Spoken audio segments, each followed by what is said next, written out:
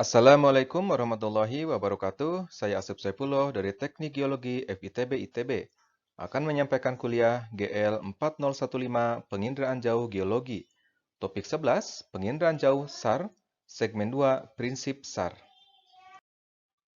Sistem pencitraan penginderaan jauh radar menggunakan paket energi atau sinyal yang dipancarkan oleh antena pada interval waktu yang sangat singkat.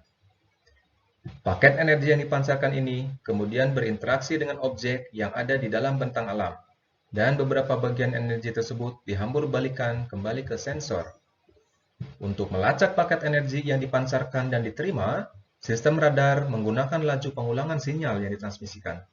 Laju pengulangan sinyal ini digunakan untuk menyediakan waktu bagi hamburan balik dari jarak pandang terjauh bisa kembali ke antena, sebelum pulsa yang dikirimkan berikutnya terjadi. Mekanisme terpenting dalam sistem radar adalah modul pengontrol waktu dan frekuensi sinyal yang dipancarkan dan yang diterima. Berikut ilustrasi sinyal yang ditransmisikan oleh sensor ditandai dengan garis lengkung merah terhadap waktu perambatan gelombang yang ditandai dengan angka. Misalnya, saat T0, sinyal mulai dipancarkan, kemudian merambat dengan waktu T1, T2, dan seterusnya. Pada saat T6, ada sinyal yang berinteraksi dengan rumah, sehingga pada saat T7, ada sinyal yang dihambur balikan ke sensor. Pada saat yang sama, ada sinyal yang masih merambat dan berinteraksi dengan objek lain, misalnya pohon, pada saat T8. Sehingga pada saat T9, ada sinyal lain yang dihambur balikan ke sensor. Dua sinyal yang dihambur balikan oleh objek, rumah, dan pohon sampai di sensor pada saat T13 dan 17, kemudian proses penyimpanan dilakukan secara komputerisasi untuk waktu tiba dan kekuatan sinyal tersebut. Apabila kekuatan sinyal yang digambarkan terhadap waktu perambatan sinyal, maka akan terlihat waktu dan kekuatan sinyal dari objek rumah dan pohon akan berbeda satu sama lain. Ilustrasi sinyal yang dihambur balikan oleh objek rumah dan pohon yang ditunjukkan oleh perbedaan kekuatan sinyal dan waktu tiba merupakan ilustrasi radar dalam satu dimensi atau dalam satu piksel citra dua dimensi. Karena citra tersusun atas ratusan sampai ribuan piksel, maka hanya informasi kekuatan sinyal yang bisa divisualisasikan langsung dalam bentuk nilai kecerahan citra. Informasi waktu tersimpan dalam bentuk fase gelombang yang bisa divisualisasikan dengan proses lain, misalnya proses interferometri.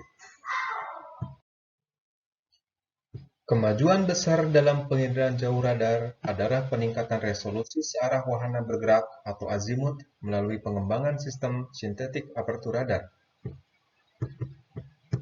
Peningkatan besar dalam resolusi azimut dapat direalisasikan jika antena yang digunakan sangat panjang. Para ahli rekayasa telah mengembangkan prosedur untuk mensintesis antena yang sangat panjang tersebut secara elektronik. Perbedaan utama sistem SAR adalah lebih banyak sinyal yang bisa dikirim ke objek. Prinsip-prinsip Doppler kemudian digunakan untuk melacak semua pengembalian gelombang mikro dari objek yang ada di permukaan. Berikut ilustrasi cara kerja antena sintetis dalam sistem sintetik apertur radar dengan wahana yang bergerak dari kiri ke kanan. Prosesor SAR menyimpan semua sinyal yang dikembalikan objek dalam bentuk kekuatan sinyal atau amplitudo dan fase.